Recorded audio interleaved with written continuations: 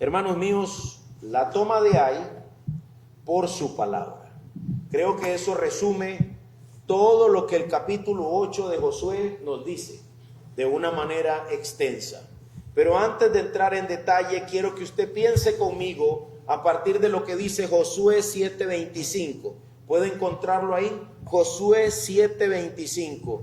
Devolvernos unas páginas, unos versículos y leer esa pregunta que Josué le hizo a Acán. ¿Se acuerdan? Acán tomó del anatema. Acán se robó cosas, no solo del anatema, no solo de lo que estaba bajo juicio delante de Dios, sino que Acán se robó cosas que le pertenecían al Señor. El Señor había dicho que el oro, que la plata, que ese tipo de minerales o de bienes, que lo conservaran para él y que lo demás lo quemaran. Acán se robó un manto, se robó un lingote de cosas que no eran para él. Unas cosas debía quemarlas y otras debió dejarlas para el Señor, pero él las tomó para su uso personal y esto le costó la muerte. No solo a él, sino también a su familia. No solo a él y a su familia, sino también a los israelitas que fueron a pelear a la guerra contra Ai y volvieron derrotados. Y de esos que volvieron derrotados, unos 30 y algo, si mal no recuerdo, murieron en esa batalla. Todo por la desobediencia de Acán. Y dice Josué 7:25, ¿por qué nos has turbado? Josué le preguntó a Acán antes de enjuiciarlo como para que muriera, ¿por qué nos has turbado? ¿Por qué trajiste este mal sobre nosotros, Acán? ¿Por qué trajiste este mal sobre nosotros? ¿Sabe qué respondió Acán? Absolutamente nada. ¿Tenía algo que responder? ¿Podía responder? No tenía nada que decir en su favor. Él confesó su pecado, él reconoció su maldad, pero ya era demasiado tarde. Ya era el día del juicio para Acán. Ya no había oportunidad de arrepentimiento, ni aunque lo buscara con lágrimas. Y Josué, antes de darle muerte, le dice, ¿por qué nos has turbado? Hermanos, nosotros debemos preguntarnos si el pecado es lógico. Yo les dije que esa pregunta era una pregunta lógica. ¿Por qué? Y usted está esperando la respuesta. Usted está esperando el argumento lógico. ¿Por qué pecas? ¿Hay una respuesta lógica a eso? El pecado no es razonable. El pecado no es lógico. El pecado no es ni siquiera sabio.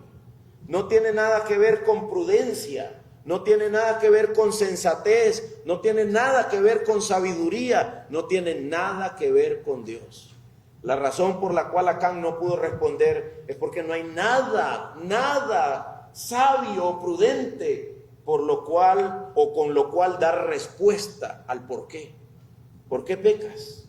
De manera, hermanos míos, que nosotros necesitamos aprender. Nosotros necesitamos reconocer como Acán que lamentablemente en mí, esto es en mi carne, no mora el bien. ¿Se acuerdan de las palabras del apóstol Pablo en la carta a los romanos?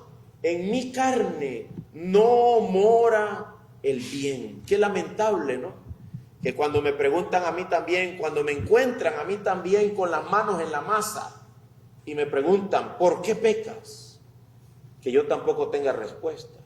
Nada más que decir, sino tan solo, ay de mí, miserable de mí, que soy un pecador. Ahora bien, hermanos míos, Cristo nos ha redimido de la condenación del pecado. Cristo ha entregado su cuerpo y su sangre para darnos a nosotros una nueva vida y ahora tenemos esperanza. Y escucha esto, y por el auxilio de la palabra de Dios, por el auxilio de la palabra de Dios, de la bendita palabra de Dios, a través de lo que el Espíritu Santo hace, nosotros somos enseñados día con día a luchar contra nuestro pecado, a pelear contra el pecado, de manera que podemos salir victoriosos y no derrotados. El día de hoy en Josué capítulo 8 creo que tenemos una lección sobre eso.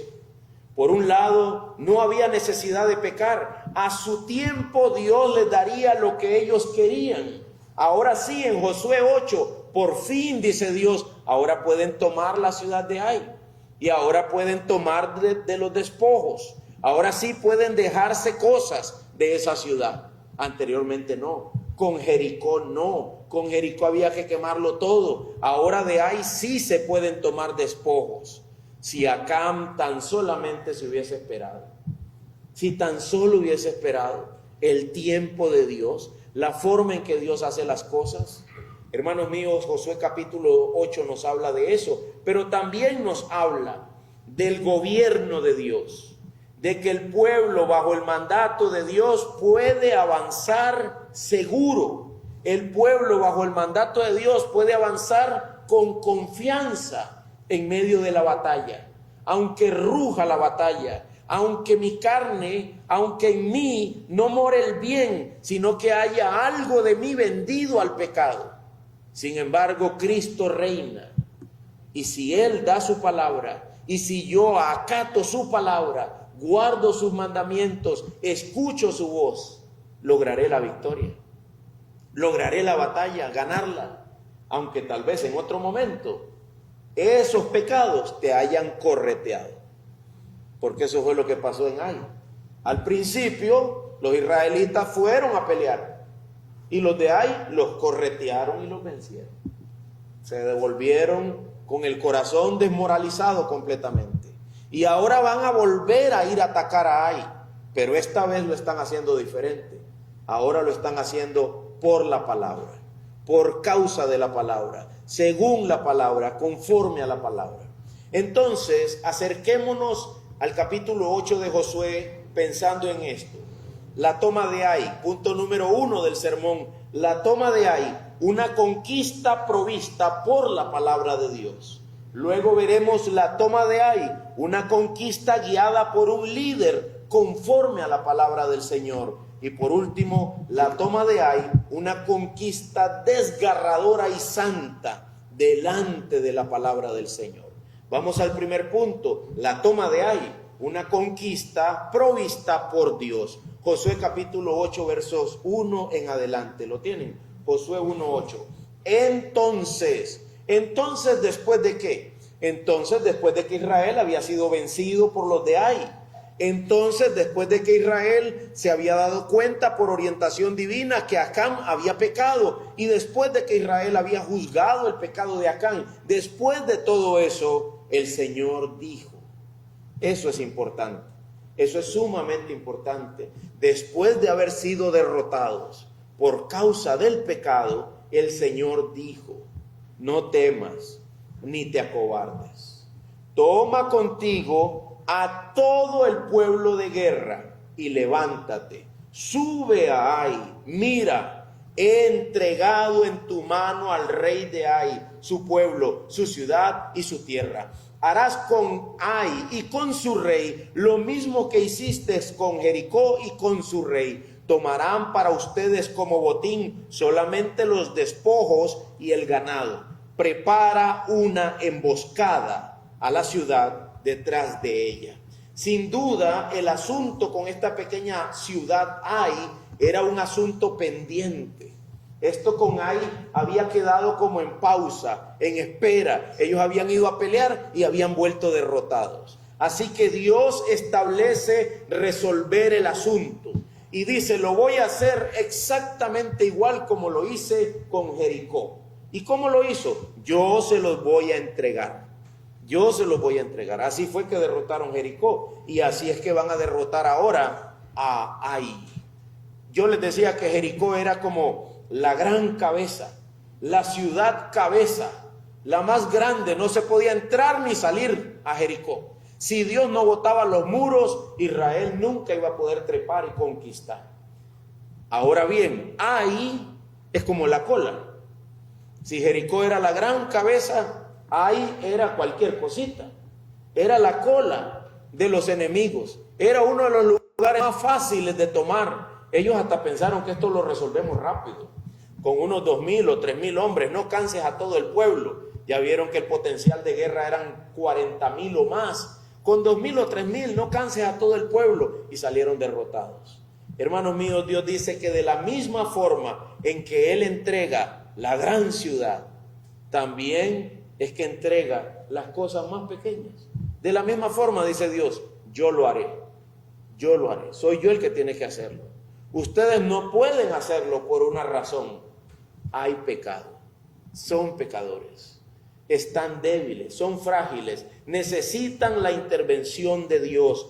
Además de eso, dice Dios, yo lo entregaré en mi mano. Dios por fin habló. Y pareciera, cuando uno lee entre Josué 7 y Josué 8, que algo de esto hizo falta en el anterior intento de toma de Ai. Había pecado, pero también da la impresión de que las decisiones estaban precipitadas y basadas en la confianza excesiva en la fuerza del hombre. Como que ellos dijeron: esa ciudad es pequeña, no llevemos a toda la gente, nosotros podemos, con 2,000 o 3,000 podemos contra ellos. Y esta vez Dios dice: toma contigo a todo el pueblo de guerra. Nada de 2,000 o 3,000. A todos los vas a poner a pelear. A todos los vas a organizar en una emboscada. Todos van a participar de esto. Nada de confianza excesiva. Pastor, pero ¿no será que más bien al haber tantos iban a tener excesiva confianza? No esta vez. Esta vez ellos con Ai habían demostrado que tenían excesiva confianza en su capacidad militar. Así que Dios dice: nada de eso. Se ponen de pie todos para pelear. Todos para pelear. La actuación sin que Dios hubiese hablado parece algo que a Josué y al pueblo de Israel les costó una derrota delante de Ai la primera vez. Se requiere ser meticuloso para darnos cuenta que en Josué 7 Dios no estuvo presente, sino tan solo hasta que perdieron la guerra contra Ai. Vaya conmigo a Josué 7:2. Josué 7:2 dice lo siguiente: Josué envió hombres desde Jericó a Ai, que está cerca de Bet-Aven, al este de Betel, y les dijo: suban y reconozcan la tierra. Vean lo que sigue. Y los hombres subieron y reconocieron a Ai. Cuando volvieron a Josué le dijeron que no suba todo el pueblo, solo 2,000 o 3,000 hombres subirán a Ai. No hagas cansar a todo el pueblo subiendo allá, porque ellos son pocos. Los guerreros de Josué dijeron: esto es pan comido, Josué. Esto nosotros lo resolvemos rápido. Ahora mira el verso 6. Ustedes saben qué pasó entre esa confianza y el verso 6. Entre esa confianza y el verso 6, Israel perdió esa batalla. Entonces Josué rasgó sus vestidos y, postrado rostro en tierra delante del arca del Señor hasta el anochecer, él y los ancianos de Israel echaron polvo sobre sus cabezas. Y Josué dijo, ahora sí dijo, ¿qué dijo Josué? Ah, Señor Dios. Pero anteriormente Josué no dijo eso. Anteriormente Josué dijo: vayan, examinen. Ellos vinieron, dieron el informe y Josué dijo: perfecto, así lo vamos a hacer, vamos a mandar 2,000 o 3,000. Nunca dijo: Señor, ¿qué debo hacer? Eso no aparece en Josué 7. Eso es ausente en Josué 7. Cuando por fin el Señor aparece en los labios de Josué, en Josué 7, es para cantar derrota. Ay, Señor, ¿por qué nos pasó esto? ¿Verdad? Dios desde el cielo diría: ahora sí. Y sin embargo Dios es tan misericordioso que aún así nos recibe, aún así nos escucha. Pero estas cosas están escritas para que no pequemos, para que no hagamos como ellos, para que nosotros aprendamos a buscar el rostro del Señor en todo tiempo. Señor, ¿qué debo hacer? ¿Qué es lo que dice tu palabra? Guárdame, guíame para no confiarme en mis propias fuerzas. Ahora bien, cuando el Señor por fin habló en Josué 8, Josué 8 dice: no temas ni te acobardes. Toma contigo a todo el pueblo de guerra. Levántate, sube a Ai. Dentro de las palabras de Dios están estas palabras tan anheladas: te voy a entregar a Ai. Te lo voy a dar. Pero tienen que estar igual de preparados todos. Tienen que estar igual de conscientes todos Todo el pueblo de guerra, todo el pueblo capaz de luchar, tiene que estar igual de preparado, tiene que estar igual de consciente. Toma todo el pueblo de guerra. Yo te voy a entregar a Ai esta vez. Pero nada de confianzas excesivas en nuestras propias fuerzas, sino completamente confiados en el poder de Dios. Así que, hermanos míos, en el tiempo de Dios, las cosas deseadas y anheladas por el corazón humano tienen su cumplimiento. ¿Qué dice Eclesiastés 3:1? Todo tiene su tiempo. Eclesiastés capítulo 3 versículo 1 dice: hay un tiempo señalado para todo y hay un tiempo para cada suceso bajo el cielo. Los hijos de Dios estamos bajo el gobierno de los tiempos de Dios y tenemos que cuidarnos de no apresurar los pasos. Debemos esperar la palabra del Señor. Debemos esperar que el Señor nos muestre. Debemos esperar que el Señor nos guíe. Ahora, como decía un pastor, y hay cosas por las cuales orar. Y hay cosas por las cuales debemos actuar. Ya sabemos lo que Dios dice. Y a veces ya sabemos lo que Dios dice y decimos, pero voy a esperar un poco más. Voy a esperar un poco más. Pero ahora es negligencia. Ahora es desobediencia. Yo ya sé lo que Dios dice. Debo responder a su palabra cuando su palabra ya ha sido dada. Pero el caso de Josué, entre Josué 7 y 8, el problema es que ellos se adelantaron. El problema es que no buscaron el rostro de Dios, sino hasta que habían perdido. El problema es que ellos habían confiado en sus propias fuerzas. Dice el Salmo 27:14, espera. ¿A quién? Al Señor. Espera al Señor. Esfuérzate, aliéntese tu corazón. Sí, espera al Señor. ¿Sabes lo que significa ese salmo? En ese versículo, Dios lo hará. Dios lo hará. Espera en el Señor. Espera al Señor. Dios lo hará. Ahí es cuando surge nuestro pecado. Cuando nosotros no esperamos al Señor, o cuando no nos bastamos con lo que el Señor ya nos ha dado.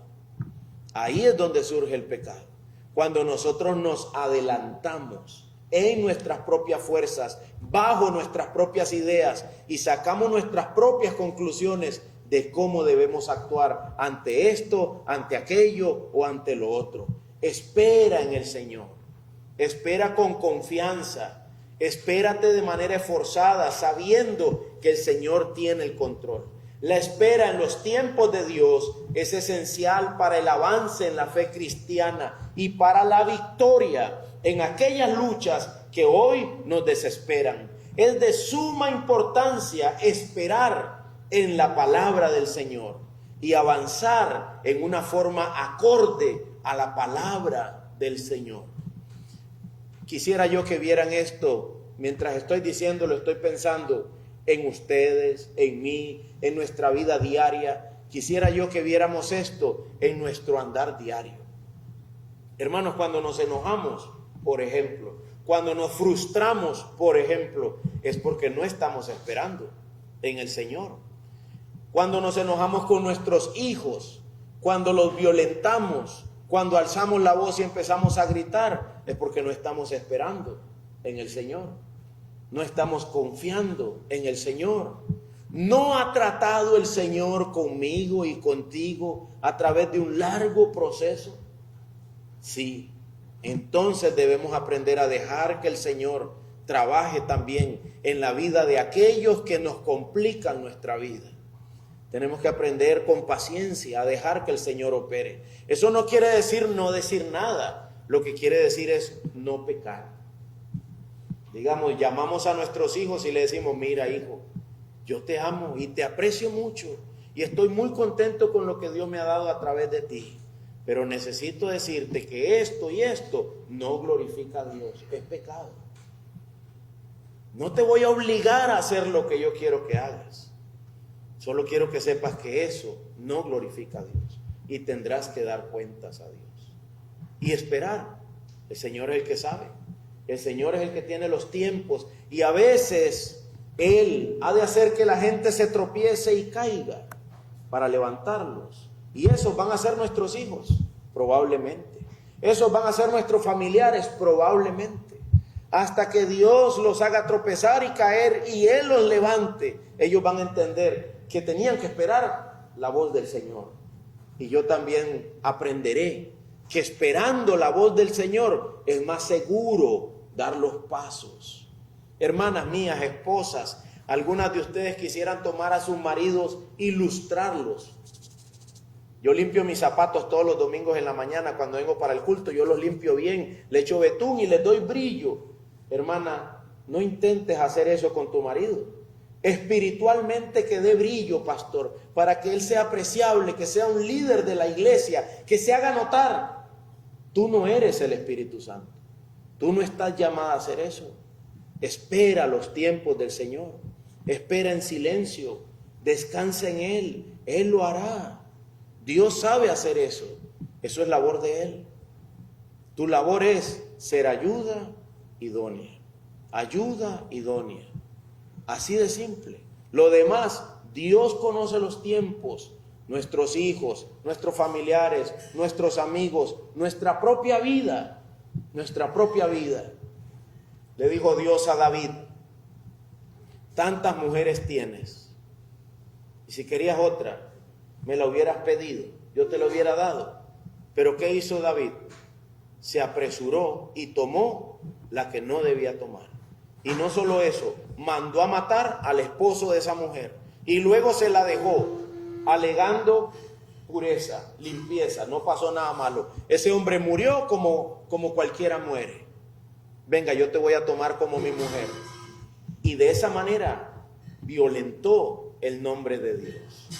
Hermanos míos, nosotros estamos llamados a esperar los tiempos de Dios. Esperar los tiempos de Dios. ¿Quieres un esposo? ¿Qué deberíamos estar haciendo? Los que son solteros, orando. Una esposa, orando. No buscándotela entre la multitud, orando. El Señor sabe. Mi mamá decía: para cada roto hay un descosido. ¿Verdad? Para cada roto hay un descosido. Y tenía razón. Dios sabrá darnos lo que nosotros necesitamos. Dios sabrá darnos lo que necesitamos. Hemos de buscarlo a Él. Buscarlo a Él. Si yo me adelanto, las consecuencias son dolorosas. Necesito que Dios muestre su palabra. Necesito que Dios dé su palabra para poder tomar hasta lo que parece sencillo, como Ai. Ai era una ciudad pequeña. Compara el poder militar, no el tamaño de Israel, el poder militar de Israel, como 40,000 hombres, con todo el pueblo de Ai. ¿Alguien se fijó de qué tamaño era Ai? 12,000. Israel solo en poder militar tenía 40,000 hombres para la guerra. Y Ai, con hombres y mujeres y todos los que vivían ahí, eran 12,000. Con un movimiento del dedo gordo hubieran aplastado a Ai, ¿no? 40,000 contra 12,000. Contra 12,000 incluyendo a todo el mundo, hasta las señoras. O sea, ¿cuántos hombres eran de guerra? Ni aparece el dato. Pero tal vez eran, ¿qué? Unos 6,000 si acaso.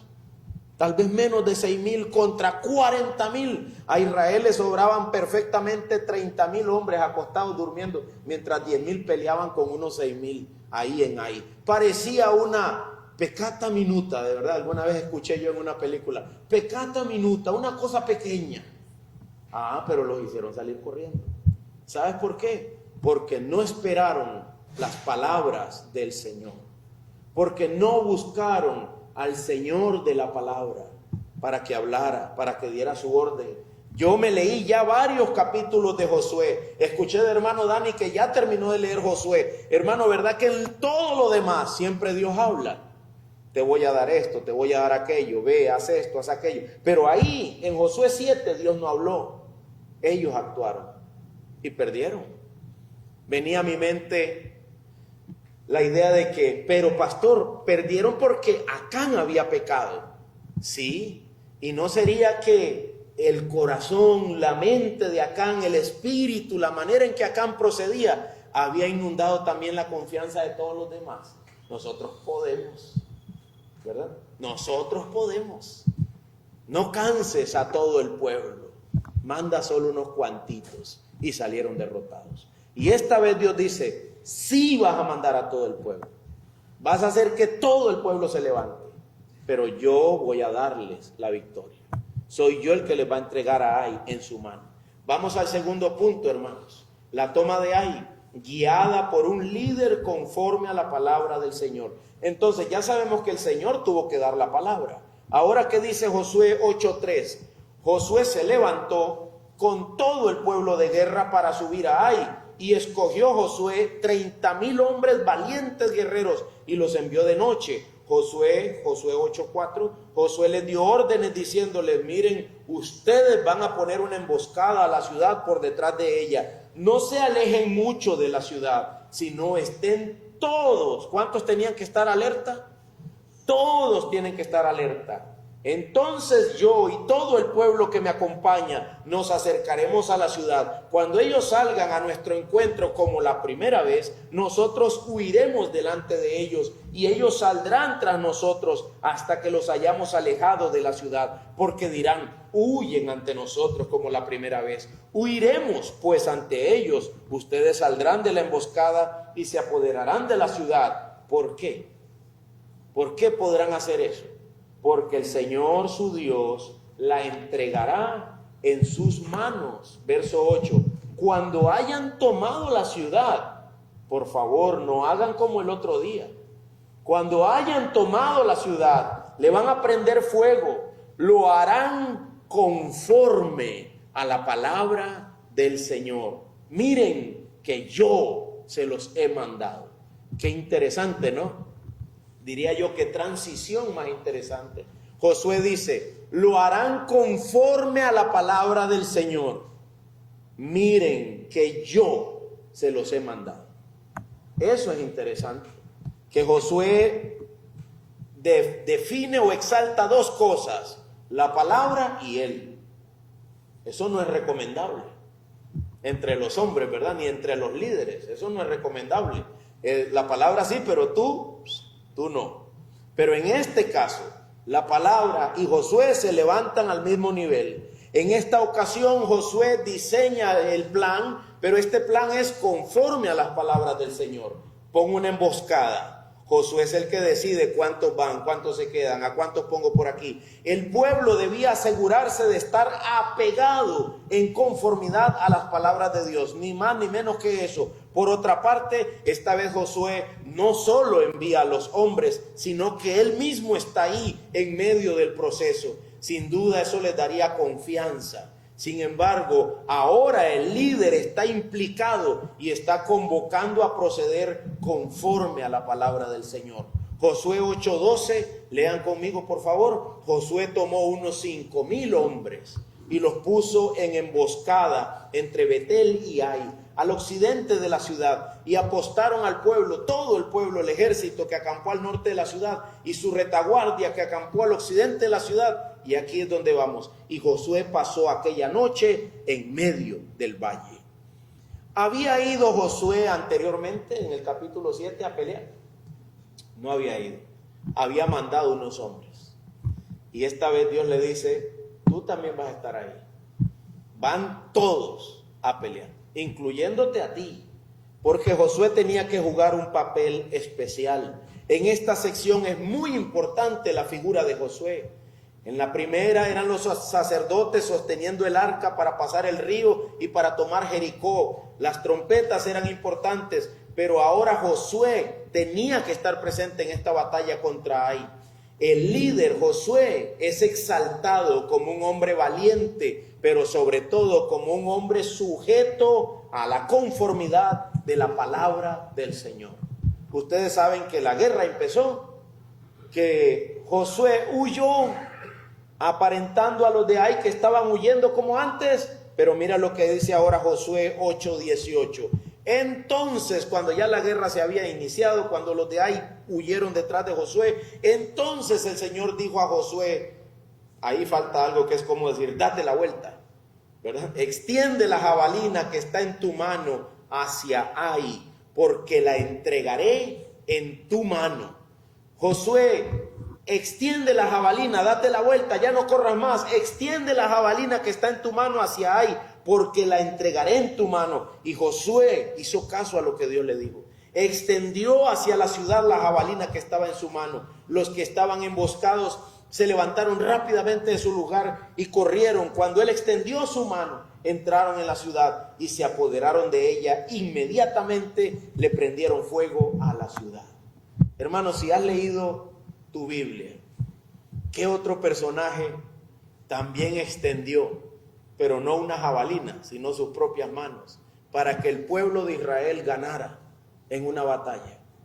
Y era Josué, era chiquillo Josué en ese tiempo, andaba peleando entre los que estaban peleando, dirigiendo al pueblo en medio de la batalla, pero esta vez era Moisés. Antes de Josué, el que levantó las manos para que el pueblo prevaleciera fue Moisés. Ahora en Josué 8, al que le toca estar sosteniendo la jabalina para que el pueblo prevalezca es a Josué. Es la palabra de Dios por medio de un siervo apto, por medio de un siervo que escucha la palabra de Dios, que espera la palabra de Dios, que lee la palabra de Dios, que copia la palabra de Dios, que hace que la gente escuche la palabra de Dios. Eso es lo que Josué está haciendo. En eso se convirtió Josué en Josué capítulo 8. La Biblia dice en Éxodo 17:11, y sucedía que mientras Moisés tenía en alto su mano, Israel prevalecía. Y cuando dejaba caer la mano, prevalecía Amalek. Pero las manos de Moisés se le cansaban. Entonces tomaron una piedra y la pusieron debajo de él y se sentó en ella. Y Aarón y Hur le sostenían las manos, uno de un lado y el otro del otro. Así estuvieron sus manos firmes hasta que se puso el sol e Israel pudo derrotar a los amalecitas. Hermanos míos, aplicación de esa segunda parte. El pueblo de Dios ha tenido, escuchen esto, el pueblo de Dios ha tenido en medio de sus batallas 3 líderes ejemplares. 3 líderes ejemplares en medio de sus batallas, que permanecen en medio del pueblo, que permanecen en medio de la batalla y que sostienen por medio de la palabra al pueblo que lucha. ¿Cuál fue el primero? Moshe Rabbenú, ¿verdad? Moisés, nuestro rabí, nuestro maestro, dirían los judíos. ¿Cuál fue el segundo? Josué, tal como Moisés. Imagínate, el pueblo volvía a ver y Josué estaba ahí, sosteniendo esa lanza. No sé si así o así, pero él estaba ahí sosteniendo esa lanza hacia ahí. Y eso sostenía al pueblo para luchar. Imagínate a Moisés. Moisés estaba ahí con sus manos arriba y eso sostenía al pueblo para luchar.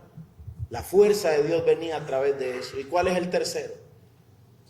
Ninguno de los que estamos aquí sentados, sino Cristo. Cristo en nosotros, la esperanza de gloria. Hermanos, Moisés con sus manos, Josué con la jabalina y Cristo con la cruz. Cristo con la cruz. Increíble. Instrumento de muerte, instrumento de tortura, instrumento de violencia. Terminó siendo símbolo de victoria. Símbolo de victoria. Cristo en la cruz, nuestra esperanza de gloria. Su sangre derramada para firma de un nuevo pacto, perdón de los pecados por gracia solamente, por fe solamente. Eso es increíble. El autor y el consumador de la esperanza nuestra, entregando su misma vida en la cruz. Esa es la razón, única razón, por la cual Josué pudo decir, por la palabra, y vean que yo se los he mandado. Porque esta vez Josué era un símbolo de aquel que había de venir, del capitán de los ejércitos del Señor, que un día se encarnaría, habitaría entre nosotros y que por su ofrenda él mismo nos daría la victoria y nos sostendría hasta que todo esto termine. Hermanos míos, lo voy a volver a decir, creo que el domingo que sigue, pero se lo voy a decir ya.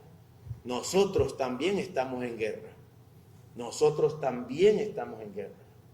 Desde que el Señor nos salvó, una guerra empezó. Desde que me rescató, el diablo, el mundo y la carne se levantan cada día contra nosotros. De una manera increíble, los habitantes de Ai también se levantaron temprano a salir a pelear contra Josué. Normalmente, si vienes leyendo Josué y vienes atento, te das cuenta que el que se levanta temprano es Josué, que el que siempre está de pie temprano es Josué, para pelear, para ir a hacer la voluntad de Dios. Pero esta vez los de Ai también se pusieron de pie temprano. Pero la mano de Josué con la jabalina extendida como señal de juicio sobre los enemigos de Israel era suficiente, porque eso era lo que el Señor dijo que había que hacer, para que esta vez Ai cayera. Hermanos, nuestros enemigos también madrugan. Nuestros enemigos también madrugan, ¿verdad? A veces yo creo que la carne es media bandida, porque está uno ahí acostado y ella te dice, duérmete un poco más, descansa, lo necesitas, ¿verdad? La carne ahí dice. Y yo chequeo el reloj y digo, no, son 6 horas, ya es suficiente. Pero a veces también me acobija. A veces también me acobija. ¿Y sabes qué pasa cuando uno se levanta tarde? Todo menos santo. Cuando uno se levanta tarde ocurre de todo menos lo que es santo. De todo menos lo que glorifica a Dios. Pleitos, correteos, jaloneos, para acá, para allá, y faltó y ayer, ¿por qué no lo vi? Y la casa es un remolino y salen. Se fueron, ¿verdad? Todo menos lo que es santo. Hermanos, nuestros enemigos también madrugan, pero tenemos a uno que dio su vida por nosotros. Tenemos a uno que nos ha dado mandamientos. Jesús nos ha dado ordenanzas y Jesús nos ha dado su ejemplo. Escucha las ordenanzas: vayan y hagan discípulos de todas las naciones. Transfiéranles su vida. Eso es hacer discípulos. Transfiéranles su vida a los demás. Transfiéranles su vida. Estaba yo diciendo, hermano David, que estos hermanos han sido preparados en evangelismo. Mi papá, hermana Zulay, mi mamá, ¿quién más está aquí? La hermana Yendri no está, pero también la hermana Sirleni también estuvo leyendo con nosotros bastante de evangelismo. Hermano Guillermo también estuvo leyendo bastante de evangelismo. Hermanos, alguien tiene que agarrar al hermano David y transferirle su vida. Mira, hermano, así se hace. Esto es lo que hay que decir. Esto es lo que la Biblia dice. Yo no puedo seguir entrenándolos a todos, no puedo seguir. Tengo algunos en mi lista con los que estoy lidiando, pero no alcanza el tiempo para tanta gente. Y cada vez seremos más. Y Dios no los va a mandar hasta que nosotros no estemos dispuestos a escuchar las órdenes del Señor. Hagan discípulos, hagan discípulos. Enséñenles a guardar ¿cuánto? Todo. Dice un pastor que un hermano lo llamaba siempre y le echaba a alguien: pastor, mire, aquí tengo a Rafita, quiere hablar con usted. Y entonces se lo daban al pastor: pastor, mire, aquí tengo a fulanito, quiere hablar con usted. Entonces un día ese hermano llamó: pastor, mire, aquí tengo, me alegra que llegó a tu casa, que tenga buena noche. Y le corté. ¿Y sabes qué tuvo que hacer ese hermano? Dejárselo. Tuvo que dejárselo. Y al dejárselo tuvo que enseñarle. Y luego un día lo trajo a la iglesia y le dijo: gloria a Dios. ¿Verdad? Porque le tuve que cortar, hermano. Siempre me los echaba a mí, Y en lugar de él hacer discípulos, él enseñar a otros. Hermanos míos, tenemos que obedecer la voz del Señor en todo. Diría Cristo: mira, te lo mando yo. Te lo mando yo. Así como Josué lo dijo. Cuídense de hacer todo conforme a la palabra del Señor. Y miren, se los mando yo. Ese es Cristo hablando en el Antiguo Testamento. Se los he mandado yo. ¿A quién mandó Cristo a ser discípulos, hermanos? A todos. ¿Sabes qué hacen los pastores? Entrenar a todos para que todos hagan discípulos. Eso es lo que los pastores hacen. Capacitarlos. El grupo base de Bandera en Alto ha sido capacitado para ser discípulos. Tenemos que multiplicarnos haciendo discípulos. Lo mismo, ¿a la casa de quién se reunían cuando estábamos en formación? En la casa del hermano Edier. Algunos me dicen, pastor, es que usted no abre su casa. Y le digo, ¿desde qué tiempo estás tú con nosotros? ¿Desde qué tiempo estás con nosotros? Pregúntale a todos sus hermanos en la casa de quienes fueron formados. En la casa del hermano Edier. Entonces, ¿ahora qué hay que hacer? Veías tú lo mismo. Ábrela tú la tuya y forma tú a otros en estos mismos mandamientos, en estos mismos decretos, y tráenos domingo a domingo a que glorifiquemos juntos al Señor, a que alabemos juntos el nombre de Dios. Tenemos que estar dispuestos a hacer eso, abrirla, ¿verdad? Abrir nuestras casas, hacer discípulos. Hermanos míos, hay cantidad infinita de órdenes. Como alguien dijo, el Nuevo Testamento tiene mucha gracia y muchos mandamientos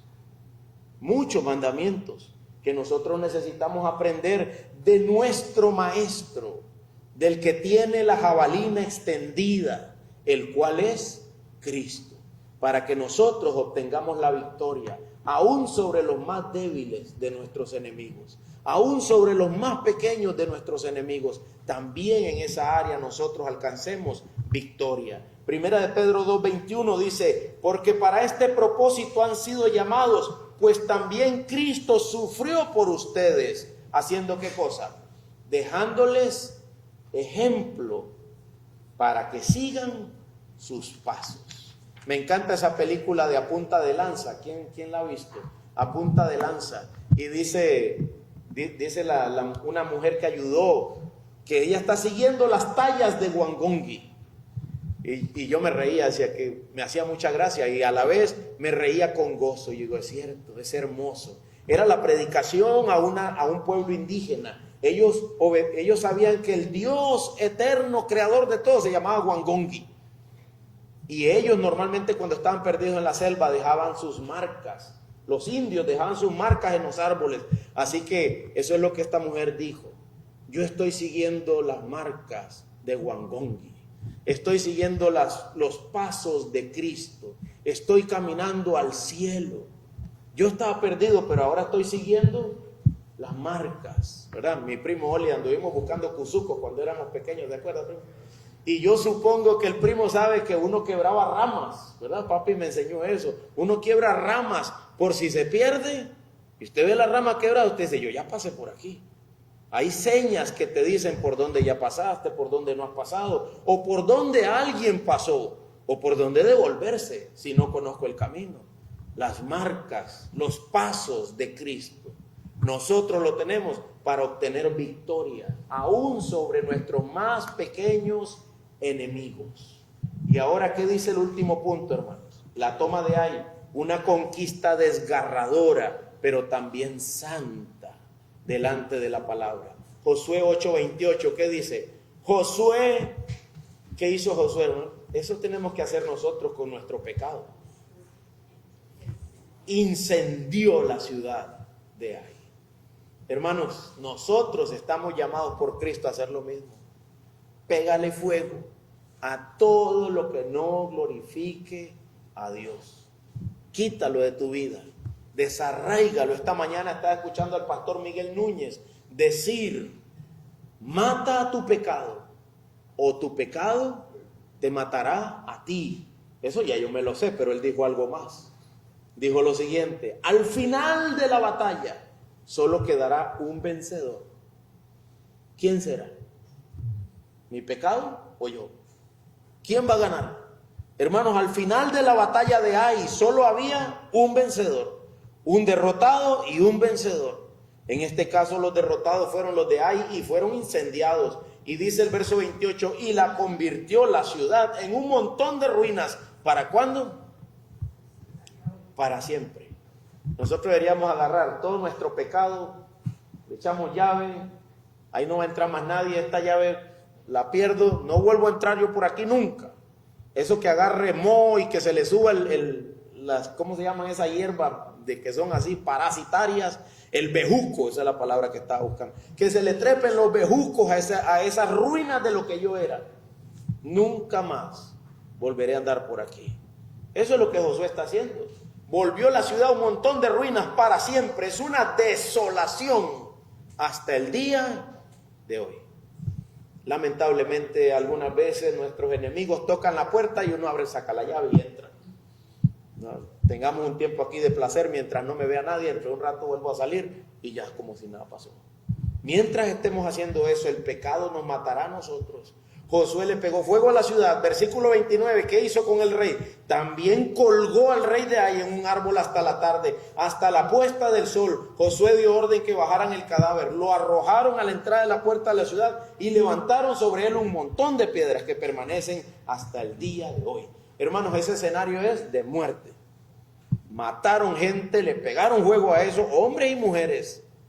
Y creo que la palabra de Dios no lo dice por respeto, pero aún niños, hombres, mujeres, niños, todo le pegaron fuego, lo redujeron a cenizas. Y el rey también lo colgaron y en la tarde por respeto lo bajaron y también le pusieron piedras encima. No quedó nada de lo que era esa ciudad ahí. Versículo 30. Y entonces, ¿qué hizo Josué? Con esa gran victoria, hermanos, Josué ya había aprendido. A la altura de Josué 8, Josué ya había aprendido la lección. Me moveré por la palabra y buscaré solamente la palabra.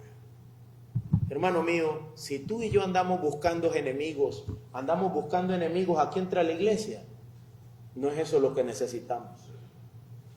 ¿Estás buscando con quién pelear? ¿Estamos buscando con quién pelear? No es eso lo que necesitamos. ¿Sabes qué necesitamos? La palabra. La palabra. Josué ya sabía. Esto no se trata de andar aquí peleándome con todo el mundo y ganándole a todos. No, yo necesito ir si Dios dice, y cuando ya obtuvimos la victoria, seguir aquí con la mirada puesta en la palabra, mantenernos en la palabra. Josué lo que hizo fue, cuando todo terminó, levantar un altar al Dios de Israel en el monte Baal, tal como Moisés dijo, y ya tú sabes que lo que hizo fue escribir, versículo 32, Josué escribió una copia de la ley, que es la palabra de Moisés, lo que Moisés había escrito en presencia de los israelitas, verso 34, después Josué leyó todas las palabras de la ley, la bendición y la maldición. No hubo ni una palabra de todo lo que había ordenado Moisés que Josué no leyera delante de toda la asamblea de Israel. Ganaron la batalla, conquistaron a Ai. ¿Y qué se puso a hacer él? Vengan, háganme aquí un altar como el que Dios dice, y sobre él vamos a ofrecer sacrificios, y sobre él vamos a copiar la palabra de Dios, y desde él vamos a leer la palabra de Dios. Y todo el pueblo de pie, mientras Josué hacía todo esto, en reverencia a la palabra de Dios. La victoria había venido desde el principio hasta el fin, por la bendita palabra de Dios. ¿Queremos ganarle a nuestros enemigos? ¿Sabes qué necesitamos? La palabra de Dios. ¿Queremos victoria sobre tanto mal? La palabra de Dios. ¿Queremos estabilidad emocional y paz? La palabra de Dios. Nuestro sometimiento, nuestra obediencia, nuestra adoración a la bendita palabra de Dios. Adoración, digo, la reverencia, el reconocimiento de que la palabra de Dios, la Biblia, es la palabra de Dios. Eso necesitamos, igual que Josué está demostrándolo aquí. Deuteronomios 11:26 dice lo siguiente, fue lo que Josué leyó delante del pueblo. Miren, ¿qué dice Deuteronomios 11:26? Miren, ¿qué tenía el pueblo de Israel al frente? Una ciudad quemada, humo saliendo, gente que había muerto y ellos victoriosos. Dice, miren, hoy pongo delante de ustedes una bendición y una maldición. La bendición si escuchan los mandamientos del Señor su Dios que les he ordenado hoy. Deuteronomios 11:27, verso 28 ahora. Y la maldición si no escuchan los mandamientos del Señor su Dios, sino que se apartan del camino que les he ordenado hoy para seguir a otros dioses que no han conocido. Y acontecerá que cuando el Señor tu Dios te lleve a la tierra donde entras para poseerla, pondrás la bendición sobre el monte Gerizim y la maldición sobre el monte Baal. ¿No están ellos al otro lado del Jordán, detrás del camino al oeste, en la tierra de los cananeos que habitan en el Arabá frente a Gilgal, junto al encinar de Moré? porque ustedes van a pasar el Jordán para ir a poseer la tierra que el Señor su Dios les da, y la tomarán y habitarán en ella, y tendrán cuidado ¿de qué? De cumplir todos los estatutos y decretos que hoy pongo delante de ustedes. Tendrán cuidado de estar atentos a la palabra. Hermanos, el escenario de muerte, cuando tú lees eso no te preguntas ¿por qué tantos muertos? No te lo preguntas. ¿Por qué tanta sangre? ¿Por qué tantos muertos? Porque son un escenario perfecto para decir la bendición o la maldición. ¿Me explico? Obedeciendo la palabra de Dios, estando atento a ella, la bendición. Desobedeciendo la palabra de Dios, ignorándola, la maldición. El escenario de muerte, de juicio y de castigo de Dios sobre aquellos que son sus enemigos, que se oponen a sus palabras, que no le temen, que no le reconocen. Estaba leyendo yo el libro de Esdras y dice que se juntaron junto con todos los hombres que temblaban. ¿Delante de quién? Delante del Señor, delante de su palabra. Los que tiemblan delante de su palabra. Eso, hermanos, debe caracterizarnos. Ser de los que tiemblan delante del Señor. Hermanos míos, ¿no decimos nosotros que la palabra de Dios es lámpara? ¿Lo decimos? Lámpara es a mis pies tu palabra y lumbrera mi camino. ¿No decimos nosotros que la palabra de Dios es viva y es eficaz y más cortante que una espada de doble filo? Sí lo decimos, porque la Biblia lo dice. ¿No decimos nosotros que la fe viene del oír la palabra? ¿No decimos nosotros que la palabra de Dios es como martillo que despedaza la roca? Dice Jeremías 23, que la palabra de Dios es como martillo que despedaza la roca dura de mi corazón, la roca dura del corazón del otro. La palabra de Dios es la que puede hacer eso, no la nuestra. Nosotros, por lo tanto, estamos llamados a estar atentos a la bendita palabra de Dios. Estas narrativas, hermanos, son para nuestra enseñanza. Nuestra lucha no es contra sangre ni carne, pero caeremos delante de nuestros enemigos, delante de los más pequeños, si no estamos atentos a la bendita palabra de Dios. Las pequeñas cosas que parecen inofensivas son muchas veces incontrolables por el hombre y su capacidad. Y lo único que puede controlar eso es la palabra de Dios. Necesitamos ir a ella. El hombre necesita algo más para vencer a Ai, algo más que sus propias fuerzas. Necesita la palabra de Dios y necesita al Cristo de la palabra de Dios para vencer aún lo que parece en mí pequeño, aún lo que parece en mí fácil. Necesito la palabra y necesito al Cristo de la palabra. En esas palabras y con ese Cristo de la palabra se obtendrá la suficiente fuerza para vencer. La mano de Cristo está levantada contra nuestros enemigos. Lo que necesitamos es verlo a Él, ver sus palabras y vivir con Él, vivir delante de Él, como Josué dormía de noche con los suyos en el campamento. Nosotros tenemos que estar seguros que tabernaculizamos con Cristo, porque Él ya vino, dice Juan, y ha hecho tabernáculo con nosotros. Estamos llamados a levantar nuestra tienda y acercarnos a la tienda donde está Cristo, a dormir con Cristo, a vivir con Cristo, en dependencia de Cristo. Dice Juan 1:14, el Verbo se hizo carne.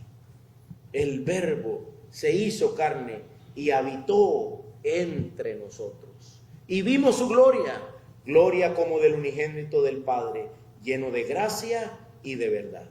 Hermanos, nosotros, conforme a la palabra del Señor, debemos tomar nuestros enemigos que parecen insignificantes y prenderles fuego. No nos dejemos nada de lo que Dios nos ha dicho que no debemos dejarnos. Y debemos recordar las palabras de Josué: lo harán conforme a la palabra del Señor. Y viendo a Cristo debemos pensar en esto: miren que yo se los he mandado. Vamos a orar.